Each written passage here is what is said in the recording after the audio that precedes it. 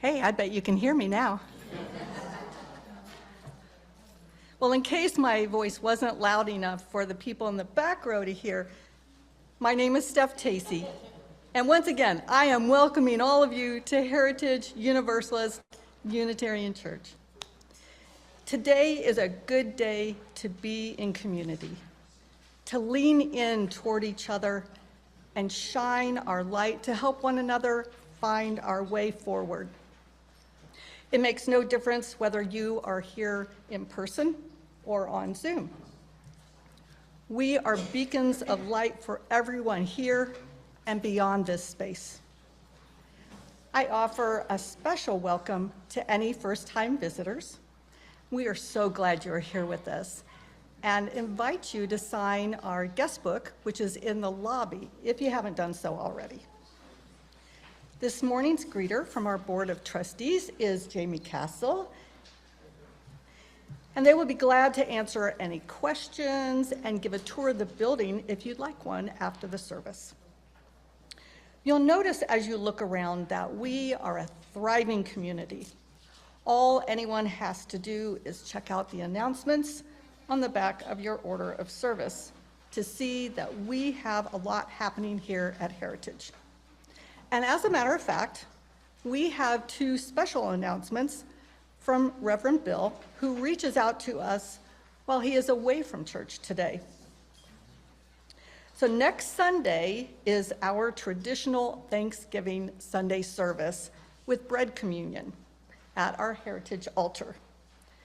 And thank you to all who have already replied to the call for bakers, for baking fresh bread for us that morning. Reverend Bill is still looking for 2 specialty loaves if anyone can bake them for us. One would be something sweet, like a cinnamon swirl or something else that's yummy. The other would be a gluten-free and dairy-free loaf. So if you can provide either of those, please contact Reverend Bill through the church office, and he thanks you in advance. Then in 2 weeks, Sunday, December 1st, yes, it's almost December, we will have a new member ceremony for those who would like to officially join Heritage Church. If you would like to become a member, or if you have questions about membership, contact Reverend Bill through the church office. And now we turn our attention to this morning's service. In place of our senior minister, Reverend Bill Gupton, we are lucky to have Reverend Mitra Jafarzadeh and Rabbi Jonathan Cohen, her colleague and friend. You know, I would normally introduce them, but they know themselves so much better than I know them. So logically speaking, that means they can do a much better job of introducing themselves than I could ever do. So thankfully, they are planning on doing just that at the beginning of their message. Then together, they'll share their thoughts on the possibilities that await us if we live courageously and in covenant. A very timely concept for these tenuous situations that we're currently experiencing. In a moment, we'll begin our time of worship, so I want to remind you to please silence or turn off your electronic devices so there are no sounds distracting us from hearing the joyous sounds of our voices. With that accomplished, please join me now as we center ourselves. Take a deep breath in and exhale slowly. Take another deep breath in and let it out slowly. Let the energy of this beloved community flow through you as Reverend Mitra offers our call to worship.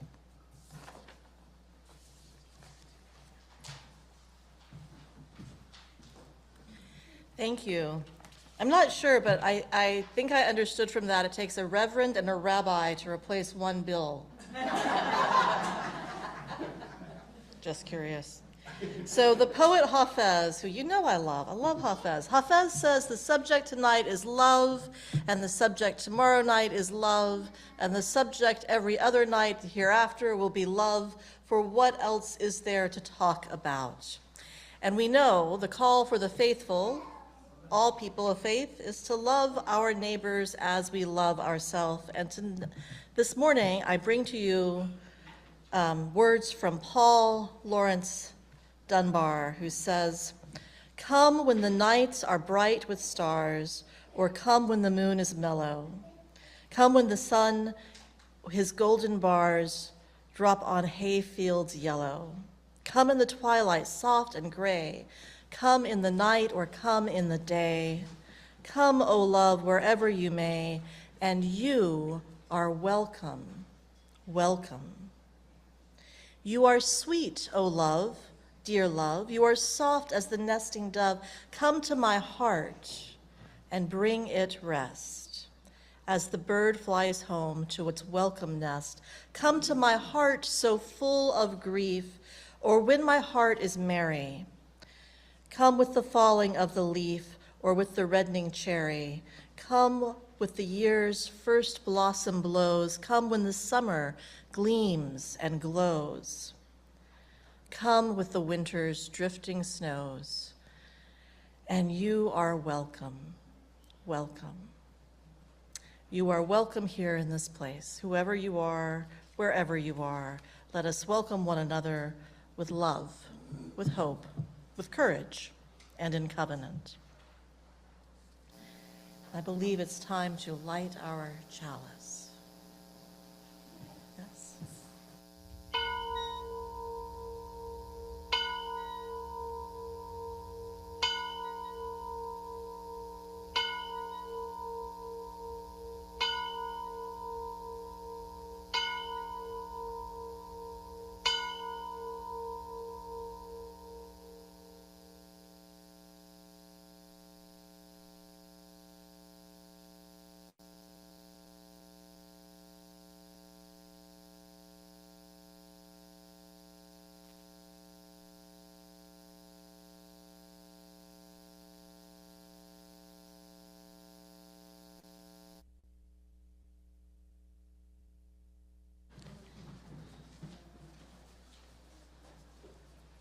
And now please stand as you are willing and able and join in singing our opening hymn, We Would Be One.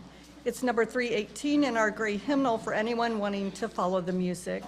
And please remain standing after the hymn for our covenant. Oh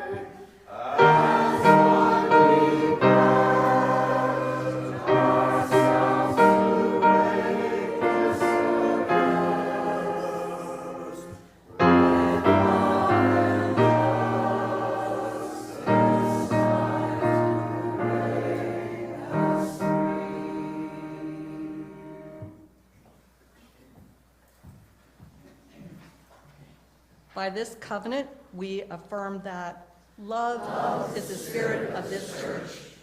The quest for truth is its sacrament, and service is its prayer. To dwell together in peace, to seek knowledge in freedom, to the earth humankind in fellowship, to the end that all souls shall grow into harmony with the divine.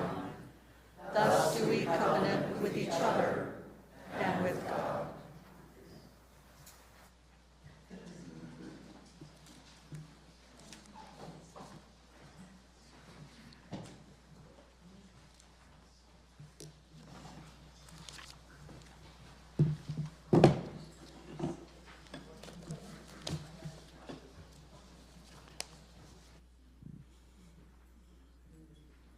I'll go there, so you can go here.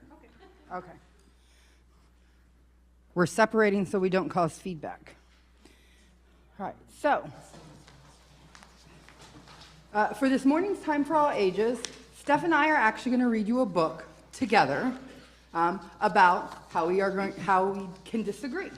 So the interesting thing about the book is that there are two characters, and most of the book is dialogue. So those two characters are talking to one another. So that is what Steph and I will do. So the book is called We Disagree by Bethany Dini Ragulia.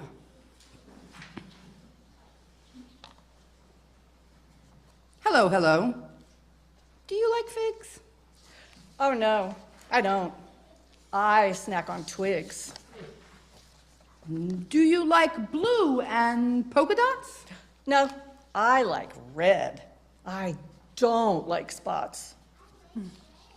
Do you like newts and toads and frogs? No way. I just like prairie dogs. Do you like warm and sunny skies? I prefer gray. Ugh, sun hurts my eyes. Do you like skates? Do you like bikes? I don't like wheels. I'd rather hike. You must like flutes, guitars, and drums? No, no, and no. I'd rather hum. Hum-de-dum. What's wrong with blue? What's wrong with frogs? What's wrong with gray and prairie dogs? We don't agree. We can't be friends. There's nothing more. This is the end. Yes, I agree. Wait. What did you say? What happens next? We just agreed. I'm quite perplexed.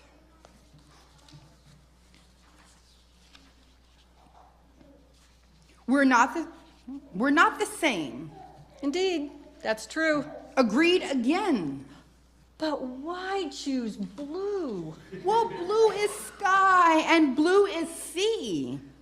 But red is cherry pie and red is leaves. Hey, let's disagree more. Let's disagree, yes. Do you like Friends? I'll let you guess.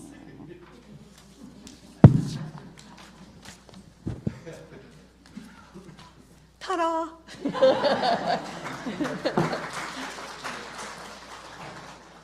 All right. Young people, we are going to be leaving, heading out the door and into our front classroom to take a right and into the classroom. And as we do that, the congregation, you will be singing as you leave our warm embrace.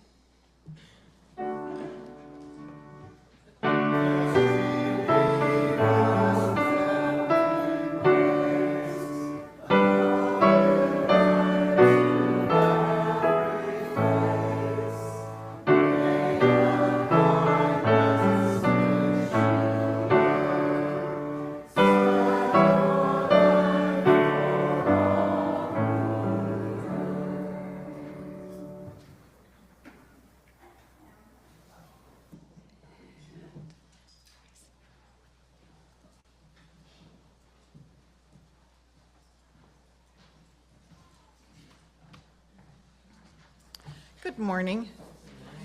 I'm Louise Lawari, and We are at a time that happens probably in almost every church, at least across the country, a time when we pass a basket and ask folks to donate.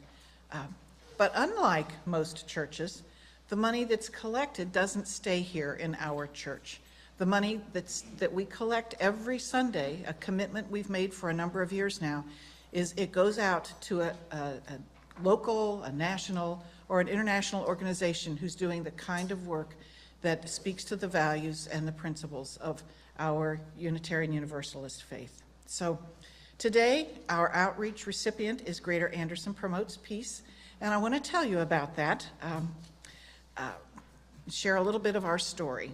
And as the 25-year executive director, you're going to get the whole story. So it often takes a crisis or a critical moment to start an event or a movement, to start a movement. And in the fall of 1998, Anderson Township experienced such an event. The township was shocked when a local family's home was spray painted with swastikas. The local law enforcement took care of the criminal activity, but one clear-sighted minister and one outspoken Jewish woman took action for the community, and that was action that charted the course that would lead to the founding of Greater Anderson Promotes Peace. Pastor Henry Zorn, who retired last year after more than 25 years of leading Lutheran Church of the Resurrection, preached a sermon shortly after that swastika news story was reported, and it was big. The city heard all about it. He preached about replacing hate with love. Kathy Rodner, the local Jewish woman, sent a letter to the churches of the township, to every church, asking what they planned to do about this act of hate. Pastor Zorn and Kathy connected, and in January of '99, 21 churches gathered to sign a pledge to speak out against hate and replace it with acts of love. That summer, streets in Anderson were littered with little plastic bags containing all kinds of hate literature, brought to us by someone with an Anderson Township post office box, but published by one of the national hate groups. Folks from those 21 churches, some of those folks, remembered that we had pledged to do something. And so we began to gather and talk about what kind of actions we could take. GAP was being birthed in these local meetings, and Heritage members, including the late Sam Gamble and Helen Armstrong, along with her husband Keith, and Donna Buckley, who I know is here today, were part of those early gatherings. And so this is our origin story. And from that, we had three main goals: to build a peace pole in a community park, to offer educational and community building events and programs, and to speak out against hate when it occurred in our community. We dedicated our peace pole in Beach Acres Park. It's beautiful. In 2020 and 25, and that was 2005, in the aughts. And we've gathered there every day, on every New Year's Day at 5 o'clock, to pause and reflect on our hopes and dreams for the human community, and to set our intention to be peacemakers throughout the year. And it's just a simple little 30-minute ritual at 5 o'clock. We welcome you to all be there to join us. So with our commitment to diversity, understanding, and inclusion, we've offered scores of speakers and events. Our inaugural presentation was called What is Courage? And our speaker was Koer Sauk, who at the time was the president of the Anne Frank House in Amsterdam. What an honor. Our most recent was a two-part workshop on compassionate communication here at Heritage last month. We've done other partnering in the community, including in 2007, we partnered with the Forest Hill School District to conduct study circles with community members as part of their response to their diversity audit. We held cooking classes taught by women of the Turkish Muslim community, and we celebrated Thanksgiving with these same Turkish families, all who were recent immigrants, to share the joy of our Thanksgiving, because they said they knew all about Black Friday, but they didn't know what Thanksgiving stood for. Our third goal was the most challenging: to speak out when hate happens in our community. The Southern Poverty Law Center says in their document, 10 Ways to Fight Hate, it says the first step is to, and this is their quote, is do something. In the face of hatred, apathy will be interpreted as acceptance by the perpetrators, the public, and worse, the victims. Community members must take action because if we don't, hate persists. In the early 2000s, we began working, along with other folks, to change the mascot at Anderson High School. And we were proud to be part of the effort that helped to change that derogatory Native American slur in 2021. We took the community's concerns to the Hamilton County Sheriff in 2011 when we learned that a diabetic African-American man was beaten and tased by police officers when he experienced a life-threatening hypoglycemic attack and was unable to respond to the officer's orders. We spoke out when the school district was attacked for their diversity, equity, and inclusion DEI programs and worked to inform the community about the dangers of the racist lies of critical race theory hype. We gathered at the Anderson Community Center last fall when hate literature was again dropped in our streets. And since 2015, we've been partnering with Anderson Churches for Racial Unity to provide the community with education and awareness about the reality of racism in this country, which is information that is being removed from our schools. And one last piece of our story I'd like to share. When the Holocaust and Humanity Center was relocated to what I always call Union Terminal, but it's now the Cincinnati Museum Center, in 2019, GAP was named as one of the Upstander organizations, and we're represented in the Upstander Gallery at the museum. So we know we do all of this with no staff, no office, just a group of volunteer citizens who believe in our mission. And we know that nothing is free, so we really rely on the financial support of volunteers from the community. And that's what makes this offering from Heritage members so important.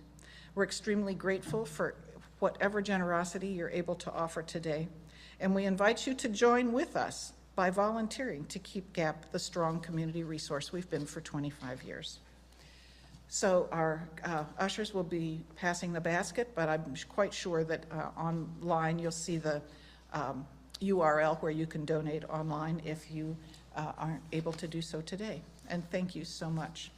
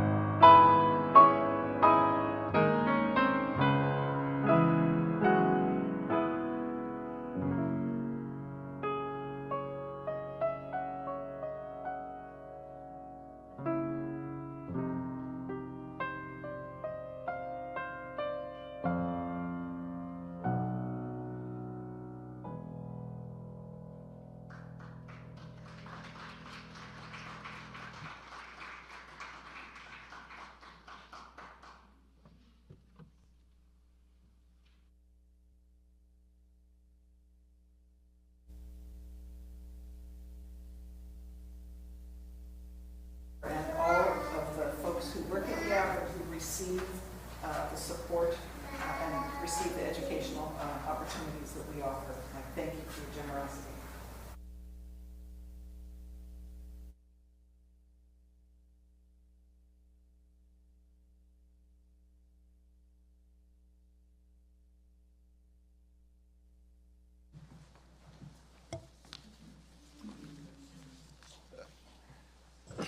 Thank you for this magnificent welcome, and thank you for the tremendous work that all of you are doing in the service of peace and understanding. I would like to share with you a poem today as a prayer. The poem is by William Butler Yeats. It is taken out of a volume of his poems called Later Poems, and I think of it especially nowadays because it is 100 years since its publications. We're celebrating the centennial of the publication of this poem, and the poem is about blessedness and prayer. William Butler Yeats writes as follows. Komal called out, bending his head, till Dahi came and stood, with a blink in his eyes, at the cave mouth, between the wild and the wood. And Komal said, bending his knees, I have come by this windy way to gather the half of your blessedness and learn to pray when you pray. I can bring you salmon out of the streams and heron out of the skies. But Dahi folded his hands and smiled with the sacred of God in his eyes. And Kumal say, like a drifting smoke, all manner of blessed souls, women and children, young men with books, and old men with croziers and stoles. Praise God and God's mother, Dahi said, for God and God's mother have sent the blessedest souls that walk on the earth to fill your heart with content. And which is the blessedest? Komal said, where all are the comely and good. Is it these with the golden thuribles who are singing in the woods? My eyes are blinking, Dahi said, with the secrets of God half blind. But I can see where the wind goes and follow the way of the wind. And blessedness goes where the wind goes. And when it is gone, we are dead. I see the blessedest soul in the world, and he nods a drunken head. Oh, blessedness comes in the night and the day, and whither the wise heart knows, and one who has seen in the redness of wine the incorruptible rose, that drowsily drops faint leaves on him and the sweetness of desire, while time and the world are ebbing away in twilight of dew and of fire.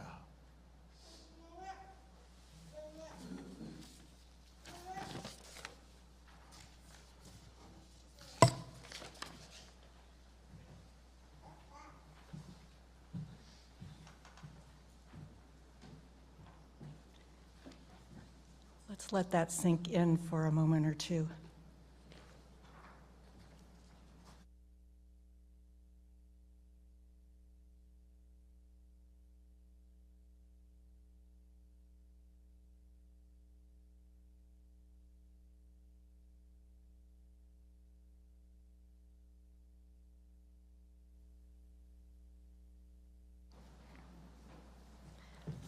get my phone.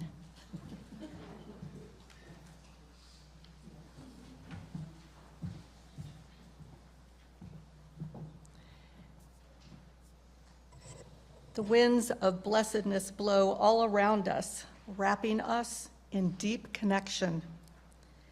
This connection is so apparent when we take time to pause and open ourselves up to each other during candles of community. It's a special tradition we hold dear. It's the time during our service when we are invited to share our dreams, our sorrows, and our joys with each other, knowing we will be heard and embraced. Zoomers, the chat is now open to type in a joy or sorrow or a dream, and I'll read them after everyone in the sanctuary has had a chance to share. Reverend Mitra will light a candle on our altar for each candle request. And please remember, you can always come up and request that a candle be lit for you in silence. And our birthday jar is available for all kinds of anniversary wishes. There weren't any candle requests received prior to the service. So are there joys and sorrows here in the sanctuary? If so, please line up in the outer aisles now and come forward when it's your turn. And we'd love it if you would tell us your name before you offer your candle request. We light one final candle whose flame shines love on all the joys and sorrows and dreams that are held silently in our hearts.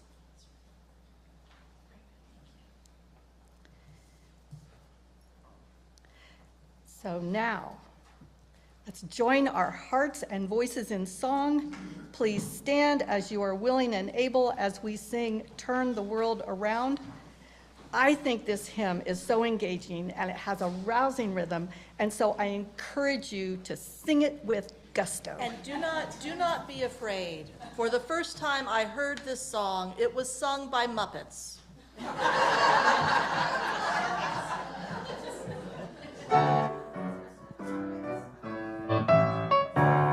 We come from the fire, living in the fire. Go back to the fire, turn the world around. We come from the water, living in the water.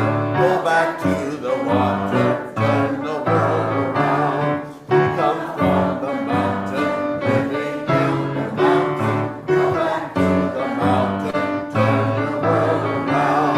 Whoa, so is life. So is life. Whoa, so is life. So is life. Do you know who I am? Do you know who you are? See we one another clearly. Do we know who we are? Do you know who I am? Do you know who you are?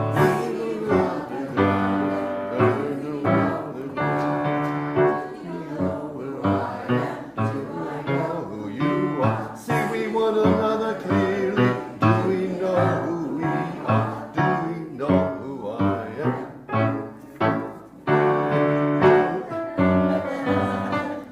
Just go with it.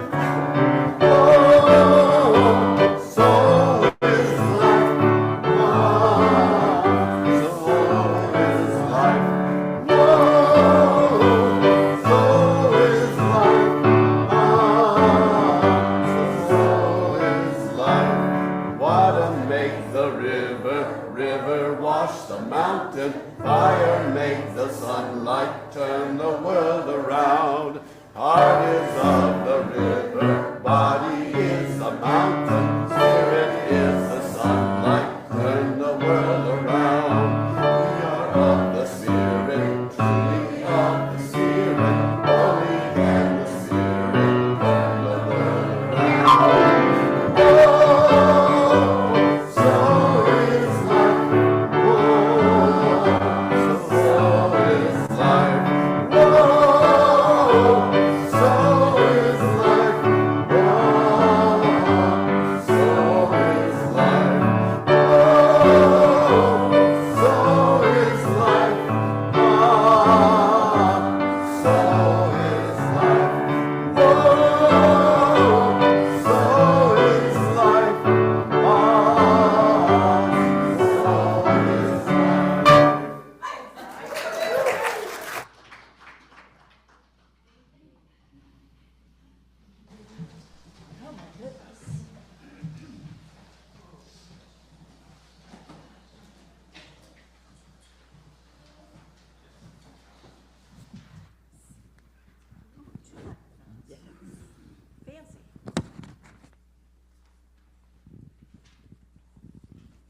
sounded good. It seems like last time I was here, I talked about losing my religion and finding the Baptists and starting work on grief. Does that sound about right? I don't really remember. I just remember it being a warm, fuzzy experience, and it's kind of all that matters, I think, in the end. This time I'm here with my friend, Rabbi Jonathan Cohen, my partner and co-conspirator. We have a new endeavor of community building, deepening humanity and personal transformation. I mean, one thing I have to say, last time I was here and this time I was here, every single element supports the message. Steph has been responsible both times. You are amazing. Thank you. You're just great.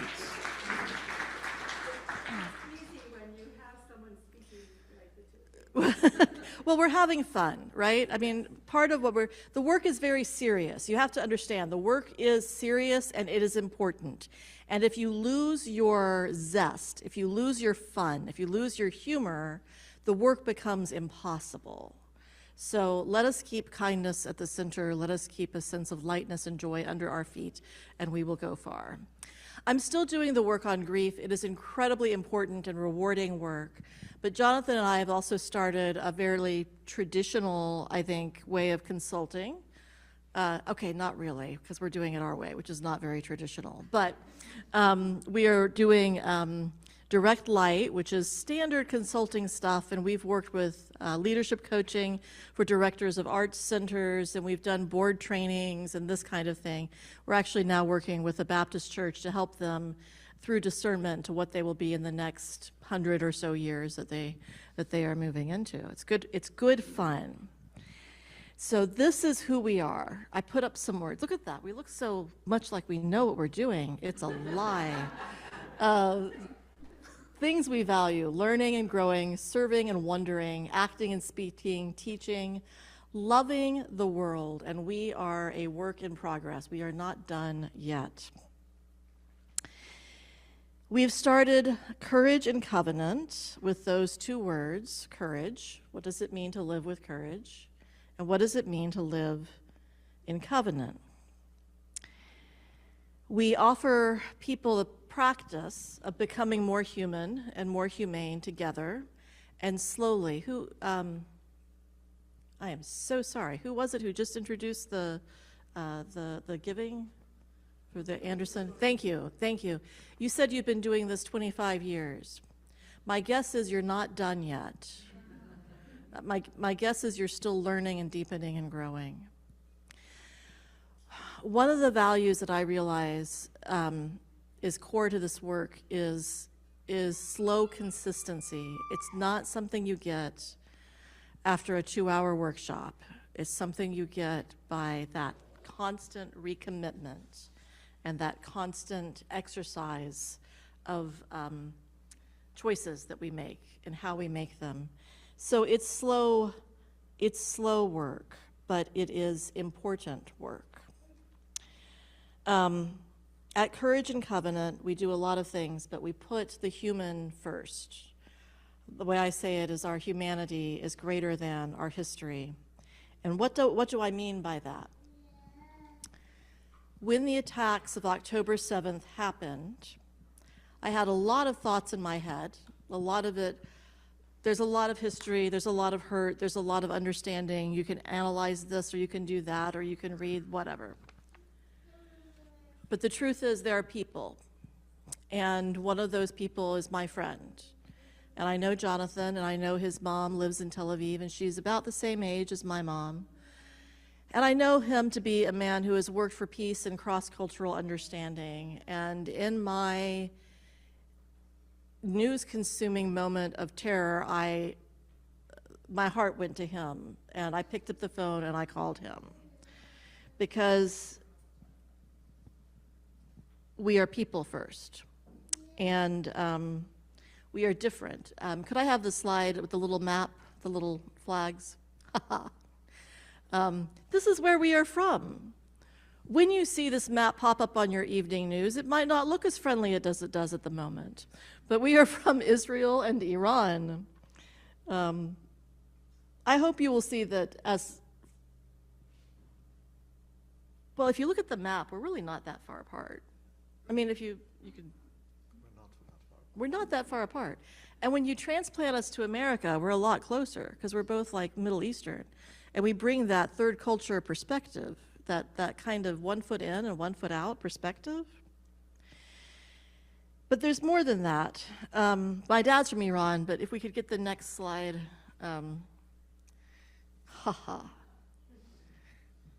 This is before they took the mountains down. No. This is, sorry. This is deep Appalachia. When I say where my mother's from, I'm like, Kentucky comes to a point, and that's where she is from. She's not from Pikeville. She's from Pike County.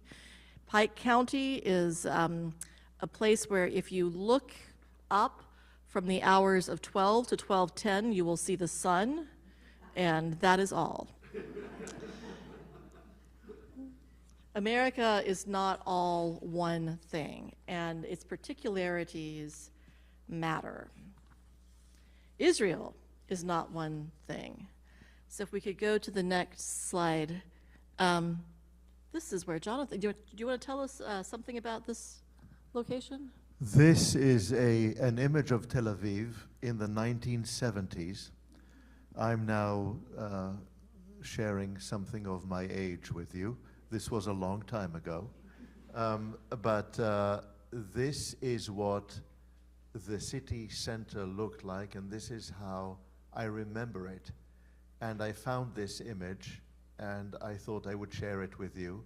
The image is taken from the beach, the Tel Aviv beach, which is absolutely gorgeous. So if you can imagine, there are houses, this big road, and then the beach, right?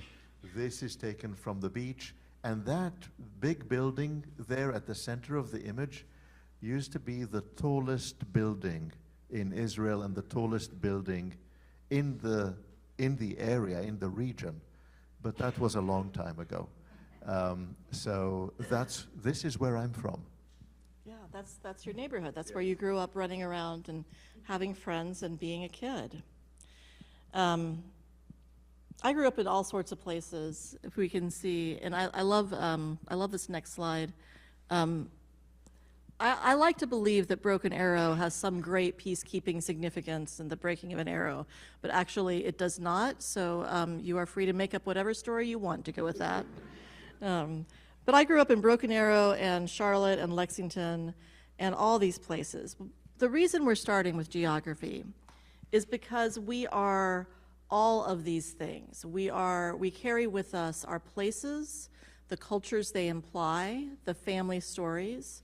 We carry religion and politics and ethnicity, and some of us like prairie dogs, and some of us like toads, and some of us like red, and some of us like blue. And we are here called to be together somehow. We can go on to this next slide. Jonathan called me a year ago and said, let's work together in this messy, wonderful, loving, conflicted, painful, and awesome world. Let's work together and see what we can do. And what we've done is create Courage and Covenant. And I'll let you talk a little bit about what we are doing. By the way, that was a year ago. Our website is now ready to go as of like last week, like this, within this past week. So we are making progress. We are moving. Well, thank you so much. It's, again, a delight to be here. Thank you for this amazing, amazing welcome and for an inspiring service this Sunday. It's wonderful to be with all of you, and it's wonderful to be singing. Mm-hmm. It's wonderful to be sharing these moments, and it's wonderful to also learn about GAP, the Greater Anderson Promotes Peace project, because, and I'm just going to say this straight off, I arrived in this country as a doctoral student, just having completed my doctoral degree from England in 1998. for the school year of 1998-99 as a young faculty member at Hebrew Union College, and very quickly heard about what happened in Anderson. Wow. And was one of the young faculty members who started to work on going out there and building bridges. And I don't know if you remember this, I don't know if anyone else recalls it, but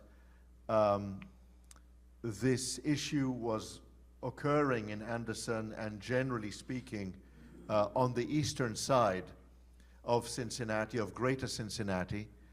And soon after, in the year 2000, Chabad, the Jewish organization Chabad, had decided to place a menorah in Fountain Square and applied for a permit to place a menorah at Fountain Square. Now, this was a long time ago, and 25 years ago, I don't expect anyone to remember. But they placed the menorah on Fountain Square, and soon after, the Klan applied for a permit and then placed a cross, a white cross, next to the menorah at Fountain Square. And here I was, having been here a year and a half, and running around and reaching out to African American clergy and to others, and going out to Fountain Square to make our voices for peace and for understanding heard. And this was my welcome to the greater Cincinnati area. So there are no accidents and no coincidences in life, I don't believe. And it moves me to no end to hear of your work here. I want you to know I was named the director of the University of Cincinnati and Hebrew Union College Ethics Center in January of 2001, following my engagement in these matters.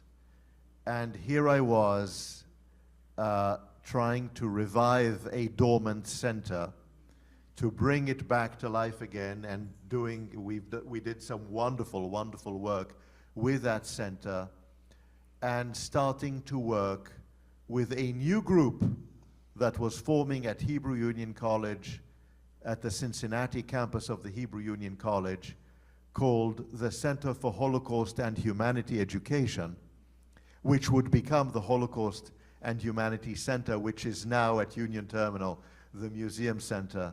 So a word here about where I come from and the work that we do. Along those lines, I'm going to ask you to tell them about your arrangement with the mosque down the street. You're getting there. So we are. I want you to know a few things, just to introduce myself a little bit more fully. I am Israeli. I was born in Israel, right outside Tel Aviv. I too am a veteran, but a veteran of the Israeli army, of the Israel Defense Forces, and to those people who are veterans of armies, I too understand, and have lived with that experience and with that understanding. And to those of you who are veterans, thank you for your service. Thank you for all that you have done and for the sacrifices that you've made and the sacrifices of your families. I know. But that's not the entire story of where I come from. I come from a family of European refugees, migrants, and Holocaust refugees and survivors. My mother was born in 1936 in Vienna and survived the war mostly in Belgium, and would not have survived the war as a child, which started when she was just about 2.5 years old. Would not have survived the war along with her family, but for the kindness, the courage, and the foresight of non-Jews who hid her and her family, at risk to their lives, and who enabled them to live, who would enable her to then eventually move to the newborn state of Israel for us to be born and for us to exist. And so we are products of Jerusalem. My father was born in Jerusalem. My father is a Palestinian, was born in Palestine, Jerusalem, 1934. And my mother is a Holocaust refugee. And here I am, having grown up with a passion for interfaith understanding and interfaith relations and coalition building from my youth. So as I arrived in Cincinnati, and as we understood that there was work to be done, when, and I don't know whether you remember this, a young Timothy Thomas was shot, and riots ensued, and armored cars were imposing a curfew in over the Rhine and downtown, and we were not allowed to leave our homes. We decided, a number of us, it was time to act. It was time to move forward and to build bridges.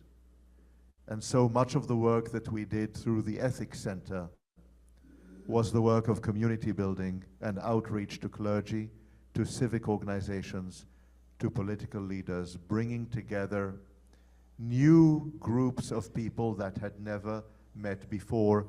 Part of the collaborative agreement was negotiated at the Ethics Center, and I don't know if you remember, again, Peter Block was associated with that negotiation, and that took place at our Ethics Center on the campus of Hebrew Union College in Cincinnati.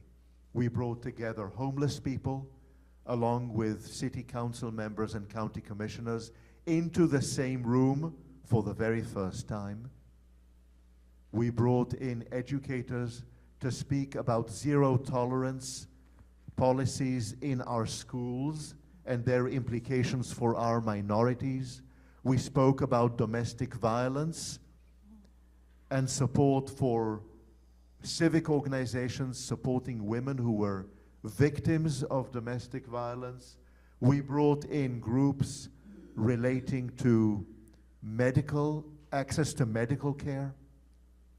And so we've done all of this work with the University of Cincinnati, with Union Institute and University at the time, with Xavier University, and with a whole number of churches, Christ Church Cathedral, the Catholic Archdiocese, and our Muslim neighbors. For us to reach a moment wherein a bomb was placed by the door of the Clifton Mosque. By this time, I had been named the director of outreach for the Cincinnati campus of Hebrew Union College, and here we were running to the Clifton Mosque and forming a ring of love around the Clifton Mosque with other members of the Clifton community and other clergy members, and reaching out to our Muslim friends.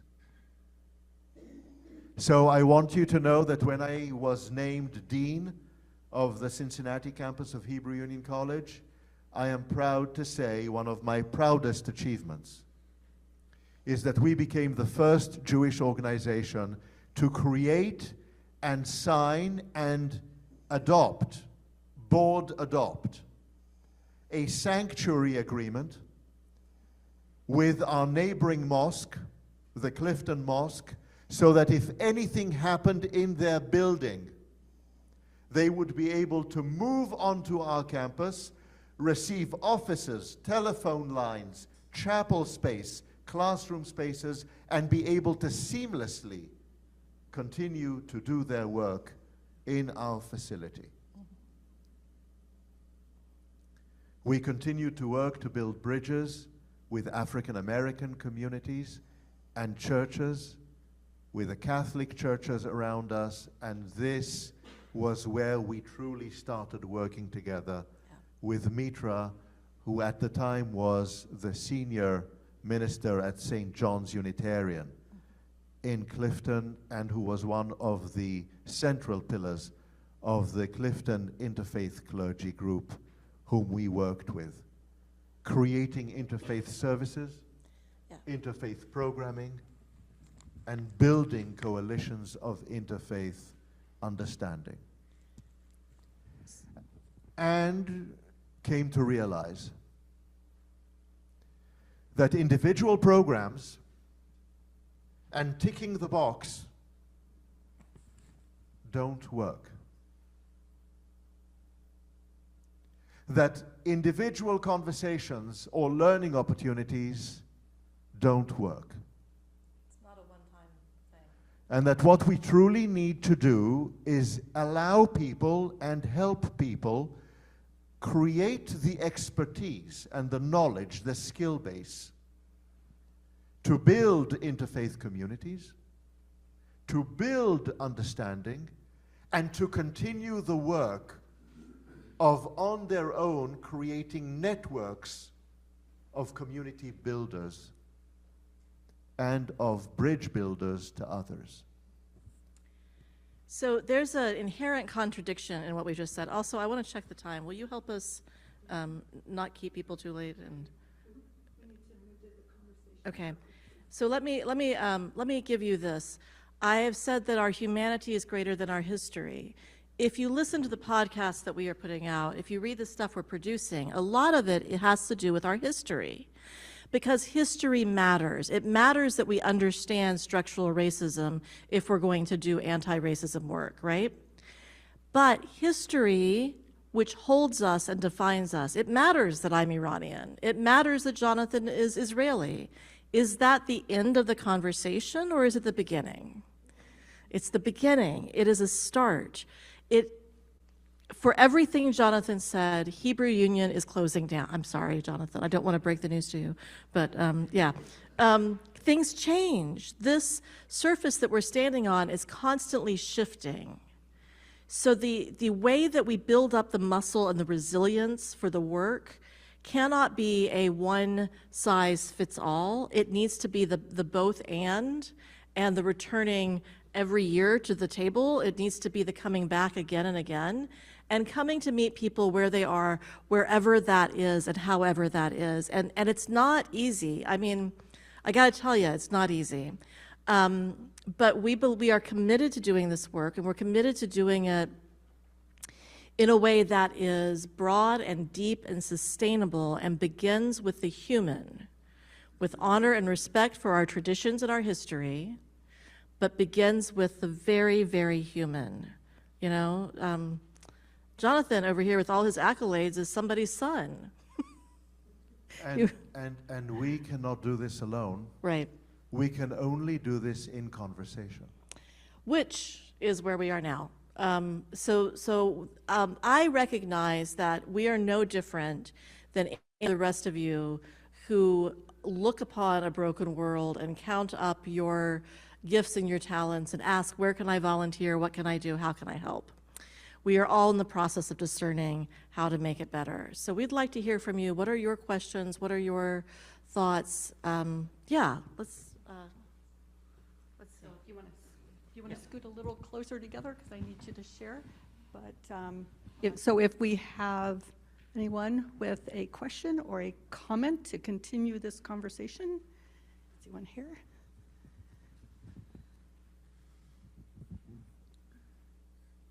It's terribly, pardon me, it's terribly complex, but in the spirit of unity, were you in the, pardon me, but on another subject, were you in the 6-Day War, by the way? Okay. I'd like to ask you. I was not. One of my earliest memories is of the 73 war, not the 6-Day War. 67, I was not quite around yet. Mushi Dayan was the orchestrator of that war. I believe he's a national hero. He deserves to be. is the, in your opinion, is the solution to the terribly complex problem a two-state solution for Israel and Palestine? I deeply appreciate the question. I deeply appreciate your question. Thank you. Thank you for asking it, because it's on all of our minds. Mitra just a moment ago said that my 88-year-old mother is in Tel Aviv and running to shelters when the siren sounds, and we have Palestinian neighbors who are homeless and who are suffering terribly, as well as Lebanese neighbors who are suffering terribly.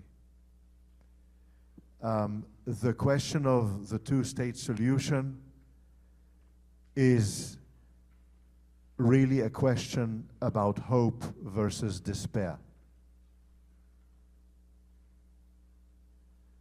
The question at the end of the day that I think you're asking, if I understand your question correctly, is whether there is a solution to this conflict, and whether we can somehow gather hope in the midst of the darkness that there may be peace, and that one day Palestinians will live with dignity, that they will live independently, that they will have the opportunities to realize their potentials side by side with the peoples of Israel, with the peoples of Lebanon, the peoples of Syria, the peoples of Iraq, of Jordan, of Yemen, of Egypt. I think that is the question that you're asking. Well, I'm asking whether or not you think it's possible. I understand. I understand. I think there are those who know far more about it than I, and certainly would say that the only practical solution to the problem is a two-solution state. And based upon your inclusivity and your actions here, the way you've lived your life, I would assume, based upon that, you would be in favor of that. First of all, so I will tell you that I refuse to give up hope. I refuse in this moment of darkness to give up hope. Thank you. And I yearn for that day.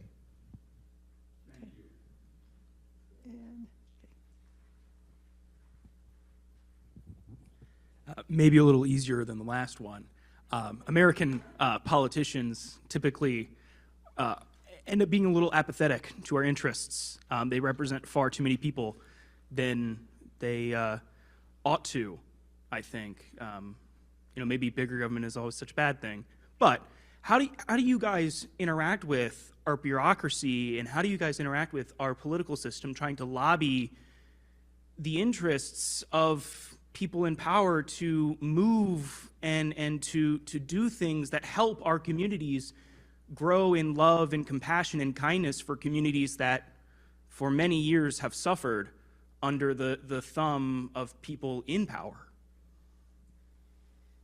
So there is a humility to this work of knowing that there's a limit to what we can do.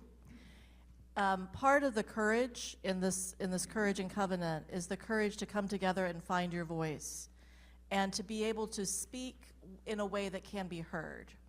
So part of what we're doing in our small groups is exercising those muscles with kindness and clarity, right? With both, we're not saying give up your beliefs, but we're saying find ways of communicating that can bridge the gap.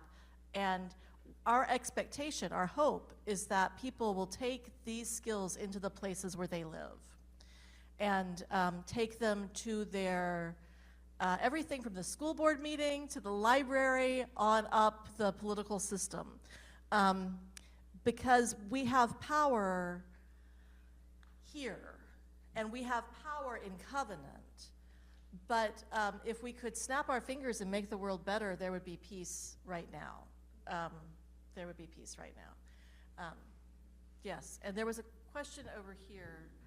Is that, okay, good. I'm coming. We've got one more. I just want to say this to you. If all of us reach out to our elected officials, if all of us reach out, we can make a difference. The more of us reach out, the greater the difference we can make. Don't lose hope, and I encourage you to not allow cynicism to take hold. So my question, and there's two things couched in here. One is the political divide, this division that we have in our nation that makes it so hard to talk to each other. But with whom do you work? Do you work directly with folks like GAP, or are you more working with institutional places? So there's two levels. Oh, by the way, did I mention we just got our website up yesterday? Yeah. There's two levels. One is the personal level of helping individuals and modeling that, and the other is at an institutional level. So not only do we do the consulting work, which is more traditional, but we also do this work at the level of how can we work with your organization to provide the materials and the resources under your own branding, under your own name. We don't need any credit for this. What we do need is to get people talking and doing the harder work and doing it in a way that is, listen for this contradiction, doing the harder work in a way that is softer, right? Doing the harder work in a way that is gentler and more sustaining so that you can stay at it for 25 years. You're an inspiration. That is amazing. That is amazing. But that's what it takes, because I guarantee you that I don't know you, and yet somehow I know that you wake up some mornings and go, I didn't know that thing, and here's new learning, and it's always happening, because it's always happening for us. I have so much more I want to say, and yet you folks are free. You're not captive. So I can promise you this. Jonathan and I are going to hang out after the service, and we can continue the conversation for those of you who want to. I just want to say something to you about your comment about polarization. One sentence. Out there in the world, people would be expecting us to be shouting at each other across lines of protest. We are living in a very polarized world. You're absolutely right. You're absolutely right. But we're also surrounded by goodwill. We're also surrounded by people who want to make a better life for themselves and who want to build community. And our task is to work with all of these networks and organizations, institutional and less institutional, to help them do this work. That's right. One more thing what I would add is that, like all justice work, it's always important to listen for the voices that are not in the room. You know, where are those gaps in our knowledge and our silence? Where is the silence coming from? That's something that I am aware of, and would encourage us all to tend to as we go about this work. This is I know this congregation. Jonathan just is getting introduced to it today. This is a congregation that's not afraid to do the work, and I've seen it over the years, and I know that you will continue to do it. Jonathan and I are going to hang out and have more time for talking as individuals, but we're also here if you need anything. Feel free to reach out. It's okay. We're friendly. Thank you very much. We appreciate both of you coming and sharing your knowledge and your heart with us. I'm going to add one last thing that I was reminded of as you were speaking and as everyone who asked questions or made comments was saying, and that is that Les spoke last week to the gathering at Northern Hills, and his theme was what would Mr. Rogers do? And one of the greatest pieces of advice that Les shared was, look for the people who are helping. You'll always find people who are helping. And maybe by finding the people who are helping, you'll become a person who is helping. So now let's join in our closing hymn. Mitra, did you want to say anything about that? So this, I'm hanging out with the American Baptists these days. I really, really miss the music.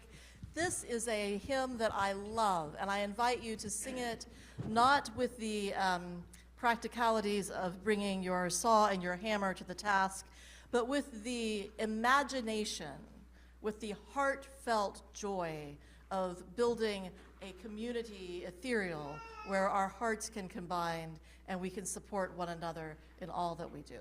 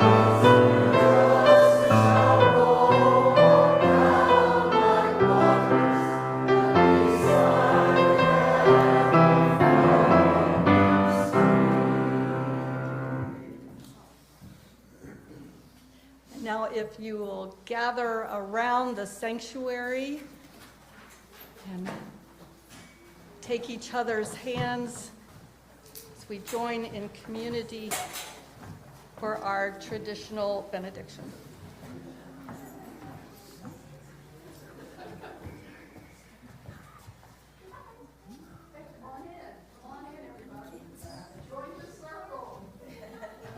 Everybody scoot toward the sanctuary so we can get everybody in to our circle.